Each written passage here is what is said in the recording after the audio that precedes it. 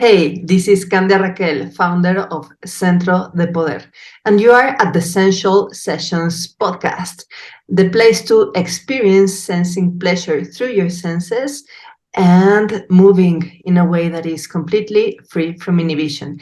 And today we have a very special guest. This is Jason, and I am super fan of his work. Welcome, Jason. So happy Hey, to have you here. yeah, it's great to connect. Thanks for having me. So I was checking my email and Hmm. I don't know what I searched for, and suddenly one of your emails came out and it was coital alignment technique, and I was like, I didn't recall about that email, and it was like, oh, this is interesting. I opened the email and it was indeed interesting, and it was an email from 2011. So I've been in contact with your content for Yeah. a decade now, and I am very, very, very happy that you are now at the Essential Sessions podcast. So tell us a little bit about your work. How did you come to this big and important project that is pleasure?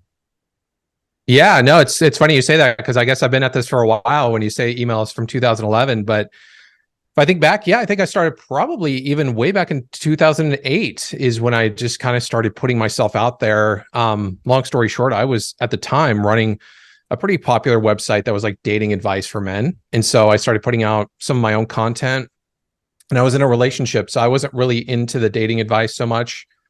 I kind of really absorbed myself into all the sexuality stuff. I had access to all these experts that were using my site, and they were inviting me to, workshops, and I was learning all this stuff. I was sort of obsessed. And so I started putting out YouTube content way back then, and nobody was really talking about it. And I feel like I was nerding out over it over and over. And so I kind of found I had a lot to say about it. And so my first video, I was just talking about casually how I taught my girlfriend at the time how to have a squirting orgasm, and got over 1 million views. I didn't even expect that. Wow. And then my best friend and I just we were running the dating advice thing. We're like, well, we have access to so many experts. Let's put some stuff together, and let's serve this audience that's really hungry for you know having a more pleasurable sex life for themselves, but really to please their partners. We had a lot of guys who just were getting a lot of guys get pleasure out of pleasing their woman, and they didn't really have access to understanding how to do that. And a lot of women, then it turned out, were finding our content as well because they had no idea. I feel like female pleasure and orgasms were like sort of in a black box. Nobody was talking about it. And so we really kind of struck a chord with an audience, and we just started putting ourselves out there and doing our own research, having experts on and stuff like that. And so it just kind of grew organically, and that obsession turned into helping a lot of people in their relationship. And it's been really gratifying because just some small distinctions can really go a long way in helping someone understand, not only from a guy's perspective, how to touch his woman, but how to approach her mind and her whole being. And so it's really been sort of an organic thing. And so yeah, we grew from there. And then the last couple of years with my wife, I've been working on some stuff for women as well, because I've been sort of obsessed. How do I then transition this to teaching women as well? And so we actually just got done launching a really big product for us that we've been working on for a couple of years. It's called Sweet Release, and it's all includes like meditations and things like that really take it to the next level for women to empower themselves. So that's sort of the next step, I think, in going beyond the physical, is just really understanding that female orgasms happen in the mind.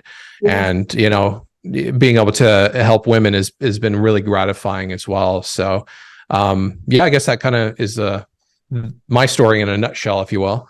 So Fantastic story. Yeah, the world is very happy that you're doing this. It's meaningful. thank And you. I find it very interesting that you teach men and women on women's pleasure. So, Right. and you said something that for me is like this is important, that there are men that get pleasure from creating or eliciting pleasure in their woman. And Right. this is like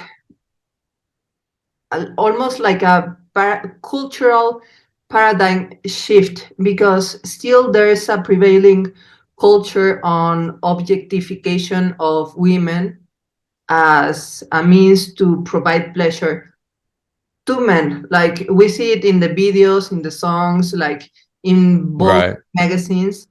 And for me, it's like this is like a whole different view. Like the woman is not there to please you. Like realize that there's a unique pleasure in witnessing and being part of her pleasure.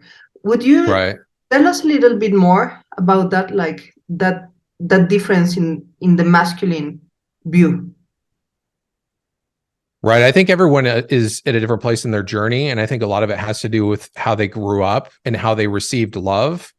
So I do know that there's a lot of nice guys that come to my, community, and they're just like, that's how they received love, is by, pleasing, I know this is a strange correlation, but when you grow up pleasing the opposite sex parent by, needing to make them feel better, you kind of have a tendency to think that you receive love by actually pleasing that person. So you have that, sort of subgroup of people.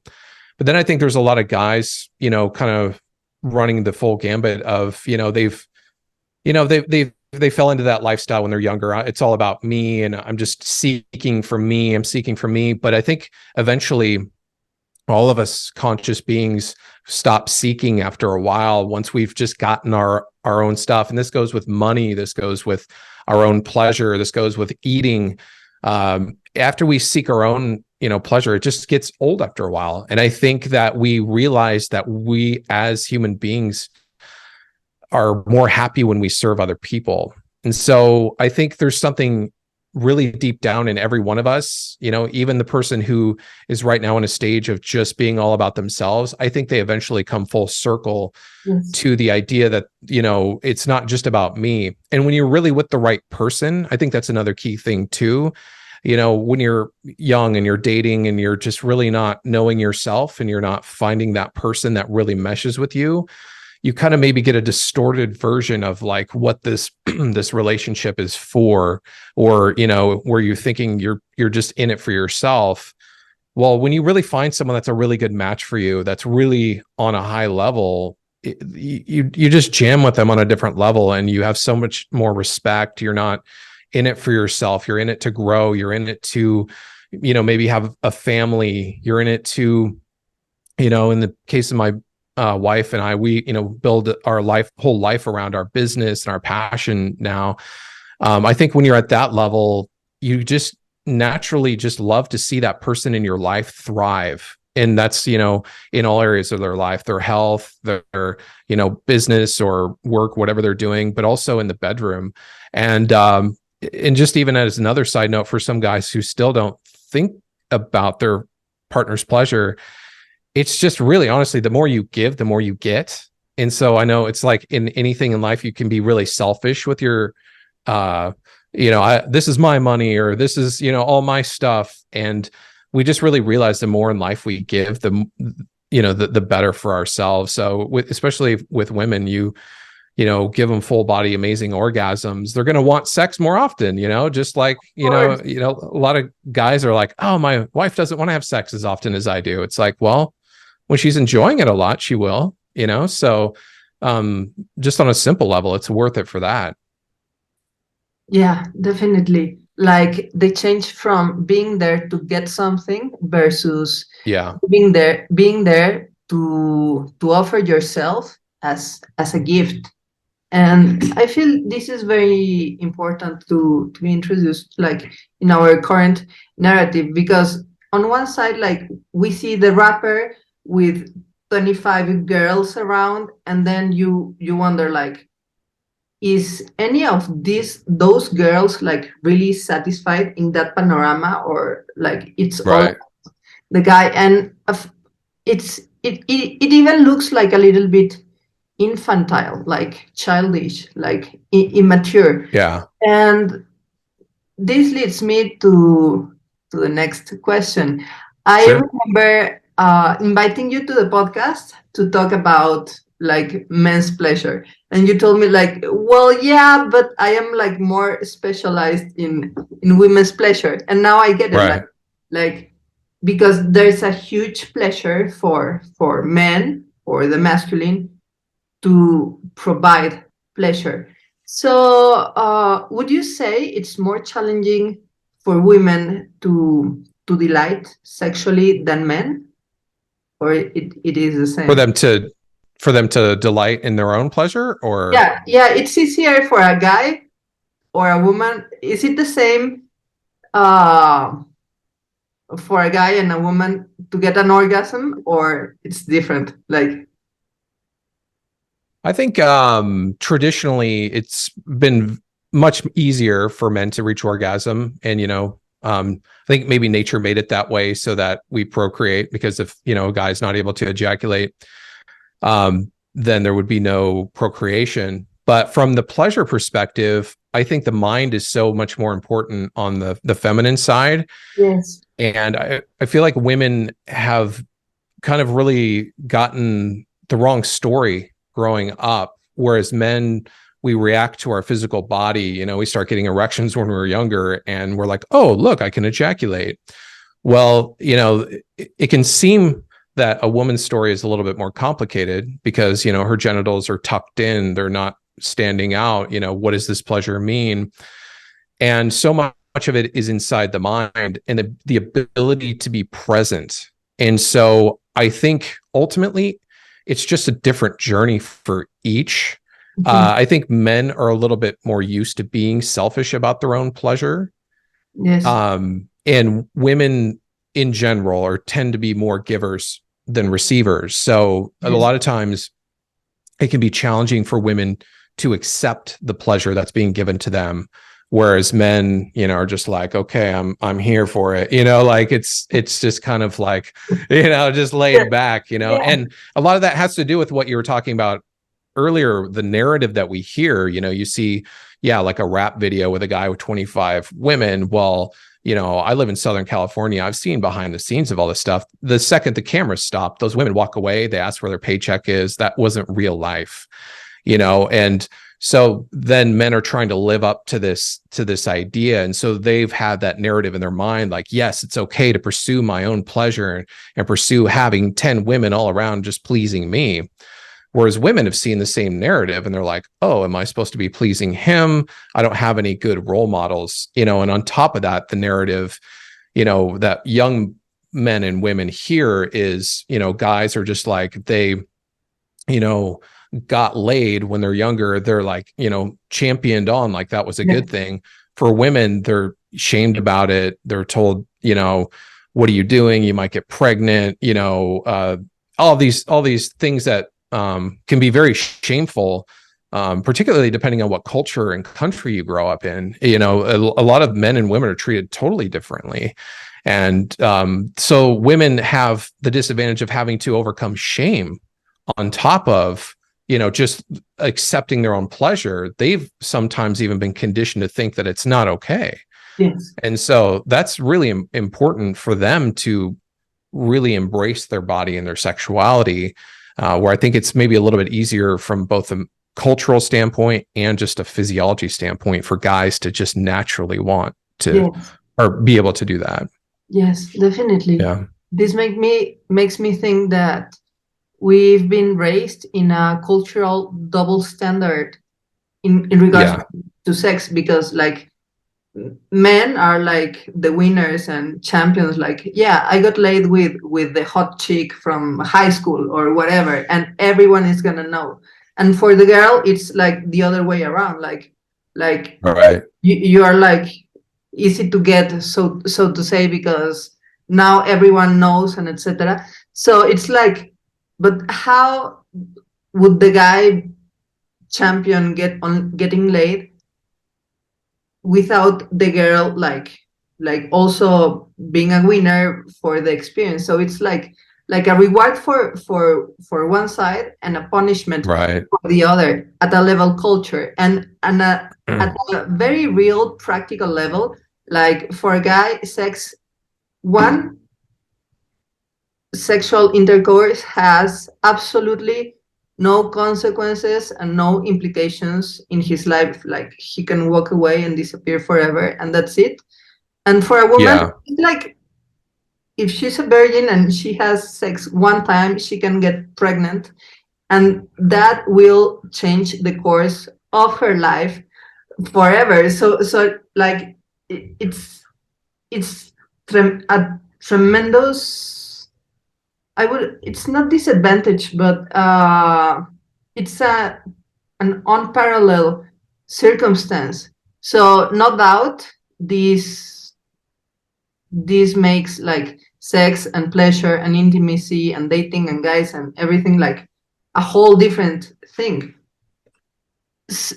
Uh, and It all, kind of does. And it's yeah, not to interrupt you, but I think it does. But I think the big thing that I think our culture is awakening to is that women are just as sexually driven for pleasure yeah, as well.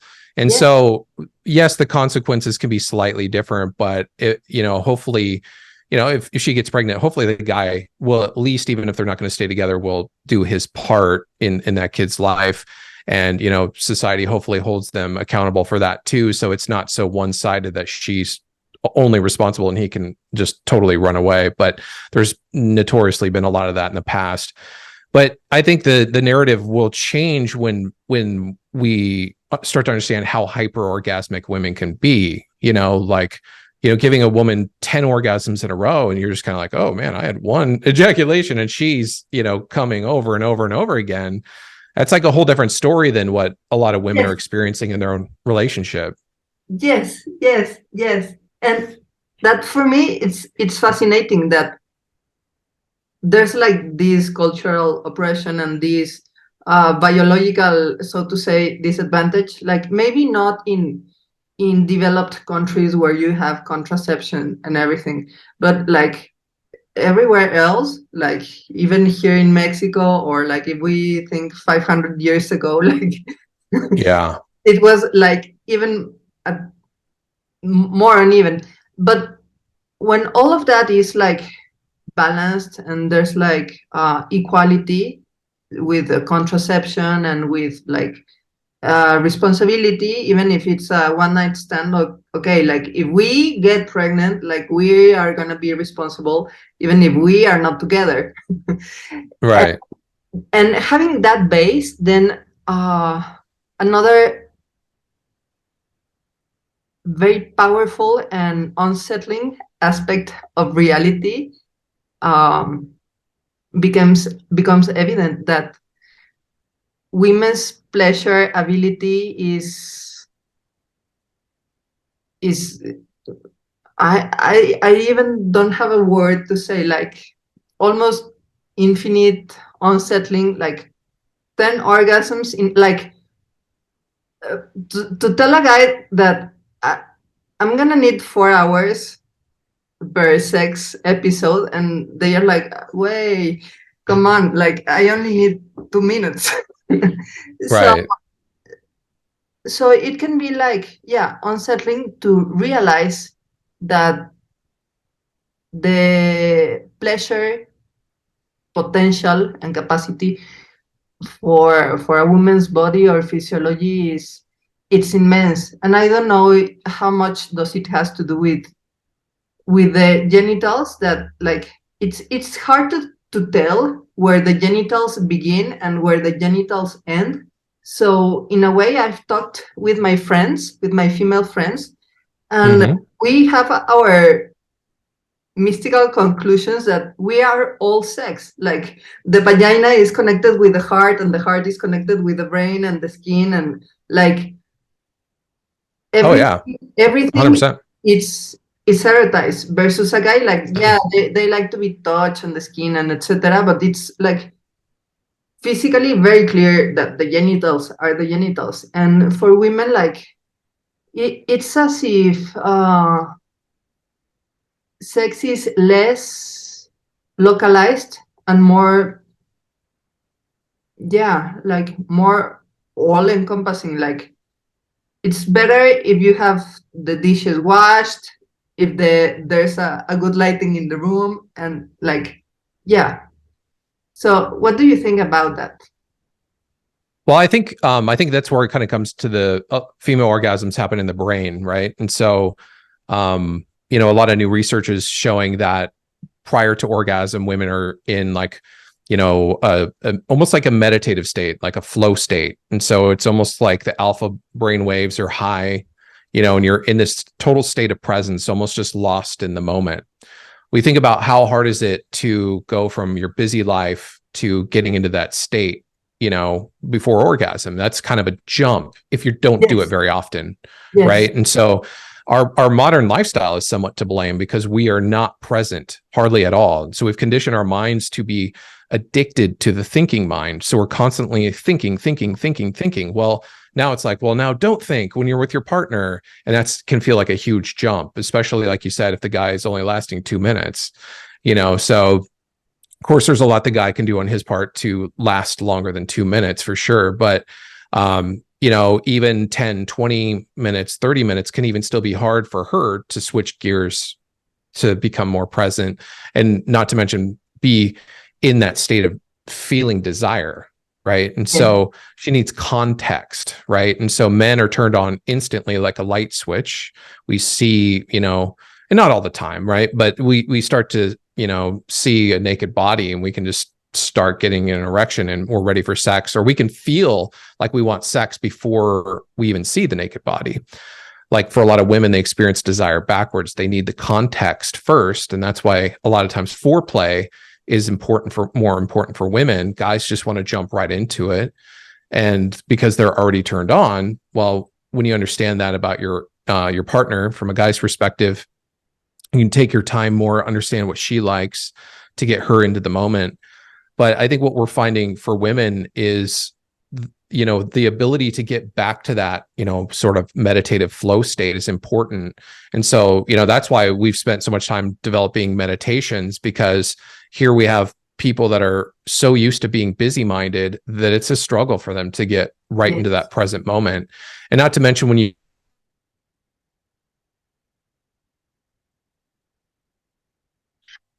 trying to be intimate with your partner and you're finally letting yourself become present. And right then, that's when, you know, that worry from something at work comes up that, you know, you're kind of like, okay, I don't want to deal with this right now. How do you have the, you know, intelligence to navigate through your mind as well? And so we were keyed into the studies that are showing that emotional intelligence in women is correlated with frequency of orgasm. And I think a big piece of that is that they're able to navigate, you know, and say, now's not the time for this thing, or they're able to understand all the associations the mind is making that aren't really relevant in the present moment.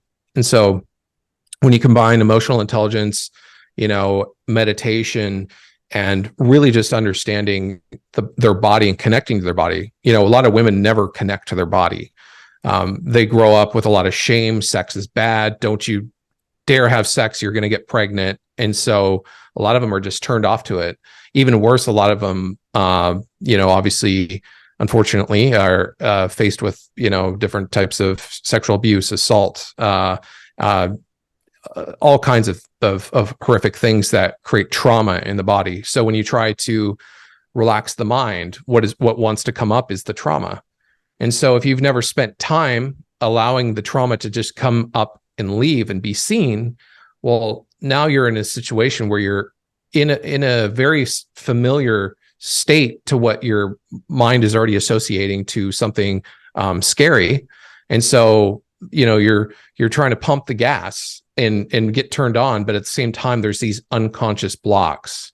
So I think one of the biggest things for women is to understand is that there's a gas pedal and there's a brake pedal, right? And so you might be pushing the gas as hard as you can think of, but a lot of times, if you haven't worked on what unconscious blocks you might have, you might be pumping the brakes at the same time and not even know it. And so that might all sound relatively complicated, but the reality is just becoming present more and working on yourself and connecting to yourself for women is so important. And they're not being taught that, because here we, as a society, have piled on all these years of shame, and then we're never telling them or empowering them on how to remove it. And so they're there to deal with it on the fly in the moment. And I think that's part of what will really help people understand that women are capable of that level of orgasm, is when more of them start to be like, oh yes, this is my, birthright to be able to orgasm. It's just piled under all this crap. Yes. And so I think it's really important to teach women to work on themselves. Yeah. Get rid of all those layers of shaming, of trauma and conditioning, and especially to be aware of what's going on in the self. Like, am I running on my thinking mind, like on my discursive thinking, or I am experiencing the moment at a felt, sensed level? And Right. And I feel that something very important to like dim down the intensity of the rational discourse that never ends is to become better at assessing safety. Because like there's a meme with a lady with a lot of mathematical trigonometry calculations in the mind. So I feel most women, we are like that in regards to sex. Like, is he gonna like it? Is he gonna leave me? Like, is the room temperature right? I'm gonna please him. Like, and it's important to use all that we know to check in if we are safe, at the place. Like, if we can take 4 hours from our schedule without creating a fire in the department, if the guy is reliable, or like having all that set, and like you say, creating a habit of tuning into the meditative state of being present. And something that, wow, explains so much of these challenges that women face is that we've been educated, and we are also like biologically caregivers. Like, if you don't care for a baby 100%, the baby is gonna die. And men don't have that challenge. And for me, like, now this is very interesting, because like one would think that man is a provider, is the one that has a penis and gives part of his flesh into the body of the woman, and the woman is the receiver. But at an emotional, psychological, and cultural level, it's the other way around. Like, men are way more available for pleasure. Like, yeah, baby, kneel down and please me. While women are actually more on the opposite role of the giver and the provider. So could you expand? I think that's where they need to turn it the other way around and focus on themselves. Yeah. And it can go, it can help so much to be able to kind of switch that dynamic, because how can you allow someone to give you pleasure if you've never given yourself the focus? Yes. If your natural tendency is to want to see what the room temperature is, like you said, and is he okay and all that stuff, what about you? If you've never spent time making that okay for you when you're by yourself, just masturbating or just meditating, if you don't take the time to do that regularly, I like that you said, like that survival mind that's always trying to anticipate everything, it's going to be activated, because it's almost feels threatened when you put just, a silent focus on being present, because it's the part that's always grabbing, like, am I okay? It is, do I have to do this in an hour? Is this going on? It's trying to constantly keep us safe. It needs that time, even just, 15, 20 minutes a day, to know that it's okay to be present. Yeah. And if you don't do that regularly, well, you can't expect to do it when you're with your partner, and really connecting with your body so that I think most highly orgasmic women know their pattern for orgasm. So they'll know sort of what gets them turned on, where they need to kind of put their mind to feel desire or even feel desirable. And then they'll even know their pattern of, how they like to be touched. And a lot of women have never explored their body. In fact, one of the things that really was stand out to me is particularly the older generation, how many women don't know where their own clitoris is, how many women just have never explored themselves, or how many women call it, their vagina instead of their vulva when the whole package is called their vulva, because culture doesn't teach them the correct terminology. How do you even explore yourself if you're already starting off from that, oh, this is my vagina? Well, no, that's your vulva. This is your clitoris. This is your, all the different parts. Nobody ever showed them. And so just exploring their own body and actually making a point to do it regularly and then know their own pattern, right, is really important. So that's where it is a mindset stuff, but it's a connection to self thing as well. Yes. And I feel that little by little we are changing the culture with these kind of conversations. I saw a post that, I don't know if it was like last year, but it was very recent, that the clitoris was introduced in textbooks in Germany. And for me, it was like, wow, like I hadn't even realized that it wasn't introduced in textbooks anywhere. And like by now, because when I began like formally studying Pilates to become a teacher trainer, I tried to find about the pelvic floor, like what's the name and what exactly do we have between the legs.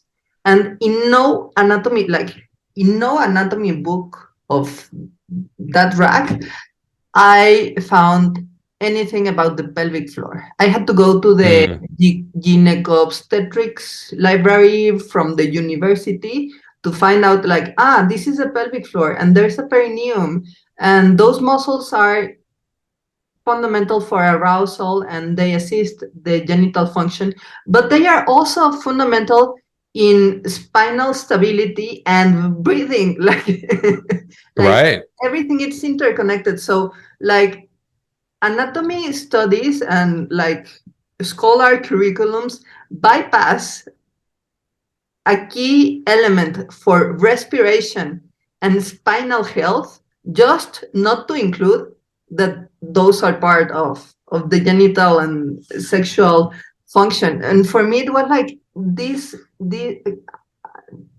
cannot be happening, but it like, like we are at the precise turning point moment of history where female sexuality is coming to light. And like you say, right, most women in Mexico, there was a survey made, and 80% of women had never had an orgasm in their lives. Like 80%. Like if you see the line of the tortillas, people, or I don't know, the bank, and you count, like it's amazing. Like 80% never had an orgasm in their life. And that is so sad because most of them, for sure, they have had sex in their life. So there's a huge disparity, and it boils down to what you say, like how important is presence and like claiming ownership in one's pleasure and becoming an authority on one's body and taking the space and the time to explore and be with yourself and find this oasis in your flesh, like this area in your bodily map and in your being that is like, it's a paradise. And here comes a tremendous blockage that I've observed with my friends, with myself, with my students, that is the deservingness of pleasure. And of course, I know that pleasure is my birthright, and like Western women that are independent, like we know that we deserve that, but we don't feel deserving. So have you noticed this challenge on the topic of deservingness? Yeah. 100%. And it's I'm glad you brought that up. I think it's another thing when you're identified with the what you would call the ego identity, which is that thinking part of your mind. It needs a reason. It needs a reason to be confident. It needs a reason to be worthy. It needs a reason, yes, to am I deserving of this pleasure? There's a part of you that happens before the thinking ever takes place. And if you've never visited it by meditating, you don't know it, right? And so there's a part of you that knows that it's confident. So if you're trying to say, how do you be more confident? Guys ask me, how do you be more confident? The reality is you already are confident. You just have a story that you're addicted to, yes, that's constantly seeking to be validated. And if it's not validated, now that's the survival mind getting involved. And so you have to get outside of your story that you're addicted to about what it is to even be deserving of pleasure, because you already are. And yes, you can say it's your birthright. Well, when you feed that to your logical mind, it's like, well, okay, well, I still have my story about, my shame and all these things, and women should be this way and men should be this way. Well, the reality is everything is neutral. When you go down to that, yes, neutral part of your consciousness. So when you're meditating, you're right there, you're present. It's the part of you that happens before thought even creeps up. And when you spend time in there, that's where you find your worth. That's where you find your confidence. And you realize all along, you always were worthy. You always have been confident. It's the story that your mind took on from a very young age to protect you is the only reason that we suffer. The reason that we suffer of thinking we need to be a certain way, or we need to do a certain thing, or we have anxiety, or when I lost my best friend 5 years ago, I had a hard time letting go of the story that I should have him in my life, or what's life going to be like without him. And so grief itself is part of that story. Yes. And until we go back to the part of ourselves that precedes thought, we don't touch the part of ourselves that already is whole, already is love, is already confident. And, so then we have to rely on our stories of how things should be. We're already fulfilled. We just don't realize it. The thing that we're always chasing is right inside of us. But that worthiness, you have to touch it and know what you really are outside of your story. And that's how you get true worth, true confidence. And that's how you know that you're deserving of it. Yes, yes, yes. Thank you for sharing this story about the loss of your best friend and talking about grief, because a lot of people that have gone through loss, being a beloved one, or a loss of an aspect of oneself, as with the experience of abuse or trauma, like those things hit like a truck. Those hit hard. So they become ingrained in the self as a story. And now, like, I'm even getting the goosebumps, because what you're saying is so fundamental, that is part of your story, of your experience. But it's part. It's not your whole self. It's not what determines your existence. In part, it affects. But if you go a little bit backwards and a little bit backwards, and you take the great step backward that it's said in Zen tradition, that is taking the step back to yourself and to your center, then you can rest in that fundamental dignity and self-worthiness that is life itself. That you're realizing that you are alive now, and for so long only, still. And your stories and hardships and circumstances and the war in Ukraine and the dollar collapse and everything is happening too in this moment. It's part of this moment. But it's like you release a little bit of the grip of the ego or your territory, and then you can allow for things to be ever changing. Like what happened in the past, well, you're still changing as you're alive, and the world is still changing. So there's more space, and you are in a mental place, in an emotional state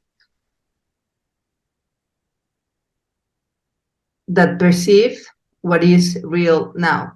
That is what you're sensing in your body. And that's the only place that I believe that pleasure lives, a fleshly, physical pleasure. Like you cannot think of, you can think of an orgasm, and that may give you pleasure, but that won't give you an orgasm. An orgasm is happens in the exact moment when it happens. So Right. so it makes a lot of sense being being present and making a practice of being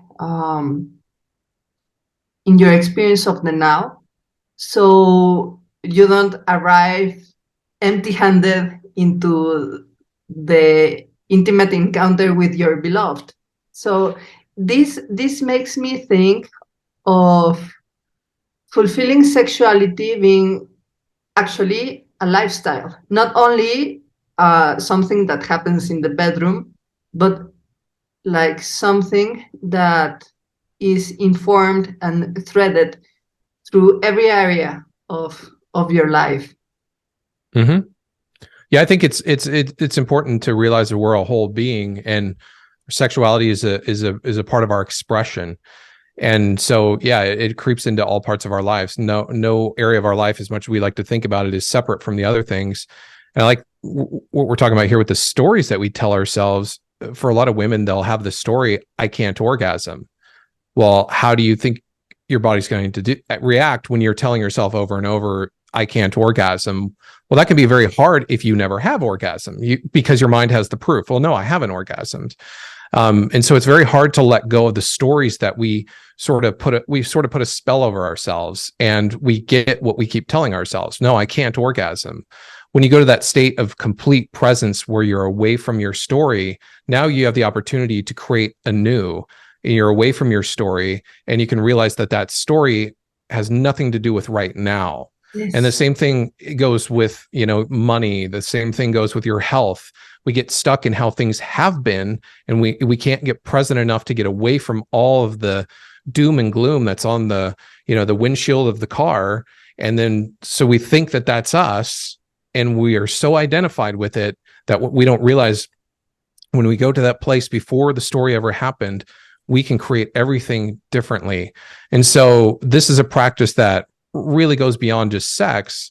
It goes to every area of your life. And when you have that practice of doing that, then it's going to really creep into your, wealth and your health. And, you can change. You don't have to do things the way that they have been. And you don't have to feel bad about how you did things before. The part of you that feels bad, oh, I haven't orgasmed. Oh, I'm in debt, or, oh, I'm this, that story, it pings something inside of our survival that just makes us feel bad about ourselves. But it's just a story of how things have been.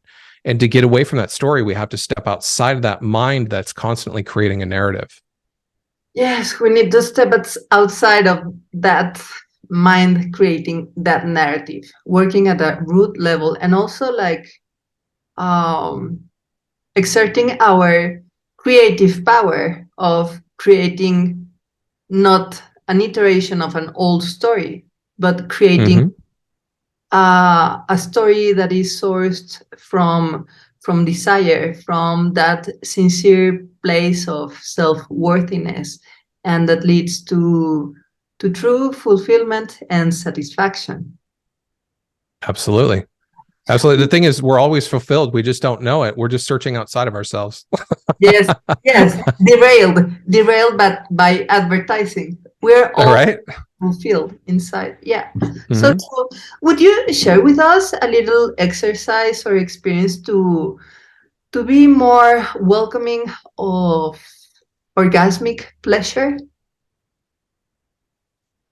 I think in terms for women or for men or both. Mm, Actually, let's do both. for, Actually, for women I, and for men on being part or creating or um, providing this orgasmic pleasure to women too. I think one thing, and this really goes for women especially, is get a mirror and like a full length mirror and explore your genitals and connect with it. Connect with every part of yourself emotionally and just really see what comes up, what judgments come up. And guys, try this as well, right? What judgments come up immediately is part of the story you're telling yourself, right? And so it sounds so simple, but it so that people will often overlook this because it's so simple. You can even use the selfie camera on your phone, but just look at your genitals and just say that is a part of me. Yes. And it's beautiful, and connect with it. Yes. Because the mind is just kind of stuck in its story of like, ooh, that's dirty, that's nasty down there, that sex thing, it's bad. I was told that, like, you can get STIs and that's where all the devil's work is, and all that story you're carrying. When you stop and just look and connect with your genitals for a while, like 5-10 minutes, that can really be helpful for a lot of guys. It'll help them to see the judgments that they have. Guys are oftentimes stuck in, I'm not big enough, or I'm, this way or that way. And you just really realize to really be connected during sex and pleasure, you just have to be totally accepting of where and what you are. And there's no comparing to anyone else. You are on your unique journey. And to have that sort of heart connectedness to your genitals is important. And then you can take that a step further and have your partner look at your genitals and explain what they see. And oftentimes it's interesting because you'll see it one way and they'll see it through their lens. And then you can find that part of you that, if you kind of look at your vulva and you're kind of like, ooh, that's kind of gross, or, it's maybe different from what you would expect, or anything that comes up, then your partner explains it and it's like, ooh, that's sexy, this is beautiful, I love touching you right here on the outsides of the outer labia and all this stuff. And you'll find that part of your mind that won't accept it. You'll find that part that's like, ooh, really? Like, and that's where you can see the separation of the story you've created of what's real and what's not. And so you can feel comfortable that when your partner has his face down there and he's performing oral sex, he sees you as beautiful. He loves doing this to you. It's not about the story or the interpretation of how things should be. It's presence, it's reality. There's no judgment. Everything is connected through here, not here, in the heart, not the mind. And that alone will make you more connected and allowing of your own pleasure. Yes. Taking ownership of the beauty in your genitals. And like having your own say on yourself, and also putting a hard stop to the narrative that you've been told about yourself, and maybe you didn't examine it and you just believed it and operated on that way to the level that it walled you off from pleasure. And I think both men. Oh, go ahead.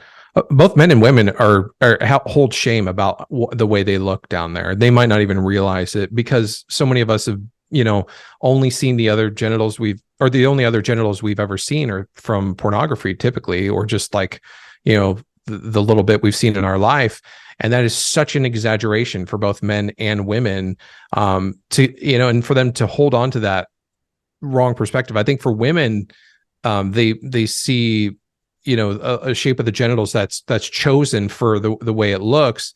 I think the book is called I'll Show You Mine. I'm not sure. I think it's I'll Show You Mine, but it's a book of vulvas that just shows the variety and amazing, depth that nature has created vulvas in. And I think it could be very good for women to go through that book and just look and see what other women really look like. And I think the same thing for men. Men get this, total disturbing idea that they should be like 9 to 12 inches long. And that's because pornography has chosen that top 0.0001% of men with that length of penis, because men are the ones that prefer to masturbate to other men with that big of a penis. And so it really distorts the reality of the situation. And so we have judgments and shame about our own body that once you let that vanish and you become more accepting of yourself, then the story's gone. And then you can allow for pleasure much more easily without the, survival mind being like, but are they judging me? Or, am I okay? You can let it go. Yeah. Yeah. And simply like we have this area of our body that is just being introduced in school textbooks in some countries. And right. This is like, I mean, this is our fleshly paradise. Like Mm-hmm. sexual pleasure is one of the best things in life, and that has been so like repressed by everything, religion. And this exercise of seeing yourself with a full body mirror, for me is like looking at the map of the treasure that is pleasure. Right. Yeah. Because like, yeah, this is me, this is my anatomy, and like this is the anatomical landmarks, and then you can explore your own trails and discover where the treasure of your pleasure really is. And it's not in a story, it's Yeah. not a thinking discourse, is a felt, sensed experience that is sexual pleasure and orgasm. You're right. And I think that's how you know yourself so well, that like once you've really connected mentally and emotionally to your genitals, like for some women that are highly orgasmic, they'll know exactly where to touch on their clitoris. Is it like the 1 o'clock position, is it counterclockwise or clockwise? All those little details really dial in your pattern. So yeah, you have to connect, you have to see the map exactly and know what you like. And you, until you really connect with yourself, you're not going to know that. You're not going to have the map to your own pleasure, really. Yes, let's find the map of our own pleasure. And now I want to ask all of my best friends, like, what's their time? Like, are they orgasming at 1 o'clock in the position of their clitoris? That's Yeah. fantastic. That's a great conversation to have. Like, do you know where your ultimate pleasure spot, or what's the area, or maybe it changed according to the seasons or your period or whatever, but like, why wouldn't we really know ourselves to that point? Like in the same way that we know how to draw the pinup line in the eyelid, and we know the need for the ATM and take money out, why wouldn't we know our clitoris? Yeah, let's get started. How how can we know more about your work? Oh yeah, absolutely. So my wife and I just basically started the thing for women. It's called elevatepassion.com. For the women listening, they can go there and take a quiz to see what's blocking their orgasm. So it kind of really helps with what we're talking about, the gas and the brake. Then we also have a stillness test to see how good you are at being still in the mind. So you can try that out. And then also my blog, jasonjulius.com, and then my YouTube channel is Jason Julius. So I have a lot of content on there as well. Fantastic. So I'm gonna write the links to your website and the quizzes here below. And thank you so much, Julius. This is a fantastic episode. It's been a pleasure. Absolutely. It's been a pleasure. And thank you, Sensualist, for being here. If you haven't subscribed already to the Sensual Sessions podcast, please go to www.centrodepoder.com and get yourself signed up to get these episodes delivered weekly on your inbox. Until next time, remember to sense your fire so you can share the flame.